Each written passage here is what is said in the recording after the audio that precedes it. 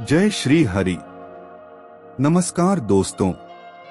पृथ्वी पर जन्म लेने वाला कोई भी प्राणी अमर नहीं होता, अर्थात उसे एक ना एक दिन मरना ही होता है। माना जाता है कि जो मनुष्य जैसा कर्म करता है उसे उसी प्रकार का फल मिलता है, चाहे वह फल उसे पृथ्वी लोक पर प्राप्त हो या फिर मृत्यु के पश्चात स्वर्ग लोक में या नरक लोक में। इस संसार में मनुष्य खाली हाथ आता है और खाली हाथ ही जाता है।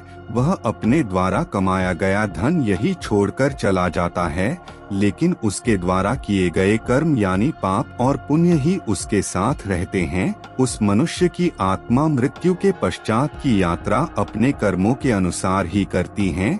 लेकिन क्या आप यह जानते हैं कि मरने के बाद आत्मा का क्या होता है, या मृत्यु के 24 घंटे के बाद आत्मा अपने घर वापस क्यों आती है और वह कितने दिनों तक अपने घर में रहती है?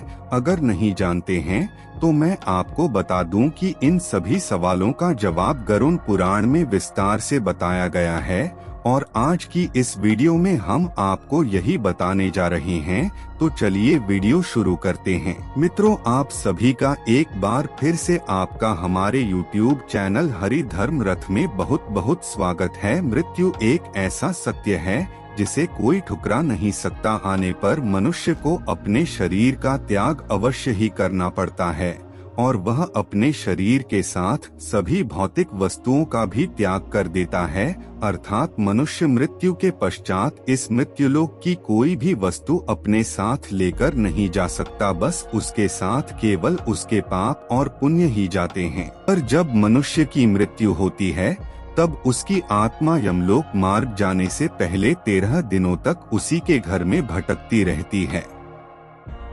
मृत्यु के बाद भी उसका अपने शरीर के प्रति मोह नहीं छूटता है। श्री हरि विष्णु कहते हैं कि जब तक सांसारिक वस्तुओं का मोह त्याग करके संपूर्ण रूप से ईश्वर को अपना नहीं लेता, तब तक वह अलग अलग योनियों में जन्म लेकर पृथ्वी लोक पर ही भटकता रहता है। कभी कभी यह मोह इतना अधिक होता है कि वह मृत्यु के बाद भी इसी पृथ्वी लोक पर भ्रमण करता है, अर्थात वह प्रेत योनि धारण करता है। पर सवाल यह है कि आखिर मनुष्य मृत्यु के बाद 13 दिनों तक अपने घर में निवास क्यों करता है? तो इसका जवाब गरुड़ पुराण में विस्तार से बताया गया है। गरुड़ पुराण में बताया गया है कि जब किसी व्यक्ति की मृत्यु होती है तो यमराज के यमदूत उसे अपने साथ यमलोक ले जाते हैं। यहाँ उसके अच्छे और बुरे कर्मों का हिसाब होता है। यदि किसी मनुष्य ने अपने जीवन काल में 5 से अधिक पुण्य किए हो तो उस व्यक्ति को यमलोक जाते समय कोई कष्ट नहीं होता है, लेकिन जिस व्यक्ति ने जीवन भर पाप किए हो उसको यमलोक जाते समय बहुत पीड़ा सहन करनी पड़ती है। उस पर बिल्कुल भी दया नहीं दिखाते हैं और उसे अपने पास में बांधकर खींचते हुए यमलोक ले जाते हैं। यमलोक जाने के मार्ग पर उस पापी व्यक्ति को बहुत दुख होता है। वहाँ कार करता हुआ नरक के मार्ग पर चलता है, लेकिन यम के दूधों को उस पर दया नहीं आती है और वे उसे और पीड़ा देते हैं। यमलोक जाने के बाद वहाँ उसके अच्छे और बुरे कर्मों का हिसाब होता है और फिर 24 घंटे के अंदर यमदूत उस प्राणी की आत्मा को वापस घर छोड़ जाते हैं। यमदूत के द्वारा आत्मा को वापस छोड़ जाने के बाद मृतक की आत्मा अपने परिजनों के बीच भटकती रहती है और अपने परिजनों को पुकारती रहती है, लेकिन उसकी आवाज को कोई नहीं सुन पाता। यह देखकर मृत व्यक्ति की आत्मा बेचैन हो जाती है और जोर जोर से चिल्लाने लगती है। इसके बाद आत्मा अपने शरीर के अंदर प्रवेश करने की कोशिश भी करती है, लेकिन यमदूत के पास बंदिश होने के कारण वह मृत शरीर में प्रवेश नहीं कर पाती। इसके अलावा गरुड़ पुराण में तो यहाँ तक बताया गया है कि जब यमदूत उस आत्मा को उसके परिजनों के पास छोड़ जाती हैं, तो उस समय उस आत्मा में इतना भी बल नहीं होता कि वह यमलोक की यात्रा तय कर पाए। गरुड़ पुराण के अनुसार तो मनुष्य की मृत्यु के बाद जो भी 10 दिनों तक पिंडदान किया जाता है उसे मृतक आत्मा के विभिन्न अंगों की रचना होती है, और जो 11वें और 12वें दिन पिंडदान किया जाता है उसे मृतक आत्मा रूपी शरीर का मांस और त्वचा का निर्माण होता है और जब 13 दिन 13वीं की जाती है तो उस दिन मृतक के नाम का पिंडदान किया जाता है, उनका पिंडदान किया जाता है। उसी से ही वह यमलोक तक की यात्रा तय करते हैं, अर्थात मृत्यु के बाद मृतक के नाम का जो पिंडदान किया जाता है उसी से ही आत्मा को मृत लोक से यमलोक तक यात्रा करने का बल मिलता है। इसलिए मृत्यु के बाद उसकी आत्मा 13 दिनों तक अपने परिजनों के पास घर में भटकती रहती है और उसके बाद आत्मा मृत्यु लोक से यमलोक की ओर निकल पड़ती है, जिसे पूरा करने के लिए उसे 1 साल यानी 12 महीने का वक्त लगता है। इतना ही नहीं, मान्यता के अनुसार 13 दिनों तक मृतक के नाम का किया गया पिंडदान उसके 1 वर्ष के भोजन के समान होता है। इसके अलावा आपको बता दें कि अक्सर लोगों के मन में यह भी सवाल जरूर आता है,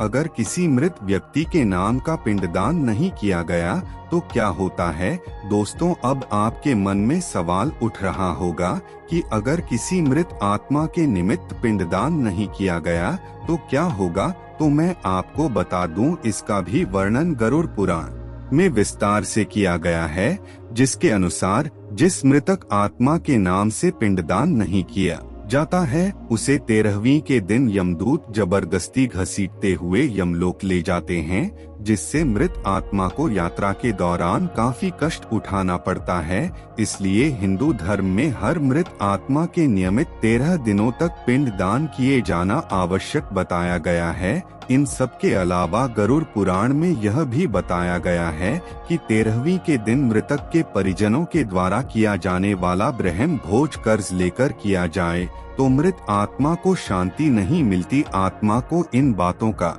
बड़ा ही कष्ट होता है, मन ही मन सोचता है कि काश मैं अकेले ही कष्ट उठाता। साथ ही गरुड़ पुराण में यह भी बताया गया है कि जो मृतक के परिजन को कर्ज लेकर भोज करने पर मजबूर करता है, ऐसे इंसान को यमराज कभी भी क्षमा नहीं करते और उसकी मृत्यु के बाद उसे कई तरह की यातनाएं देते हैं और फिर उसे वापस मृत्यु लोक में भेज दे। साथ ही गरुड़ पुराण में यह भी बताया गया है कि जो मनुष्य जीवित रहते पुण्य कर्म करता है उसे यमदूत मृत्यु के 13 दिनों बाद अपने साथ यमलोक ले जाते हैं और ऐसी आत्मा को मृत्यु लोक से यमलोक तक जाने वाले मार्ग में किसी भी तरह का कष्ट नहीं भोगना पड़ता। वही जो मनुष्य अपने जीवन काल में बुरे कर्म करता है उसे यमदूत पूरे रास्ते कई तरह की यातनाएं देते हैं, जिससे वह थर-थर कांपने लगता है और यमदूत से बार बार क्षमा मांगता है, लेकिन यमदूत उसे क्षमा नहीं करते। इसके बाद जब पुण्य आत्मा यमलोक पहुंचती है तो यमराज उसे स्वर्ग लोक भेज देते हैं, जबकि पापी आत्मा को उसके द्वारा किए गए बुरे कर्मों की सजा भुगतने के लिए नर्क लोक भेज देते हैं और यमराज के न्याय निवाड़ी में उसके अलग अलग पापों के अनुसार सजा दी जाती है। जो लोग दूसरों के पैसे लूटते हैं या फिर दूसरों का ध्यान रखते हैं उन्हें महापापी माना जाता है। ऐसे लोगों की मृत्यु के बाद यमदूत रस्सी से बांधकर उनको नरक में ले जाते हैं और इतना मारते हैं कि वे अपने बेटे बेहोश हो जाते हैं और फिर होश में आने पर उन्हें फिर मारा जाता है। कि जो लोग बुजुर्गों का अपमान करते हैं, उन्हें नीचा दिखाते हैं या फिर उन्हें सताते हैं तो ऐसे पापियों को नरक में आग में झोंक दिया जाता है और ऐसा तब तक किया जाता है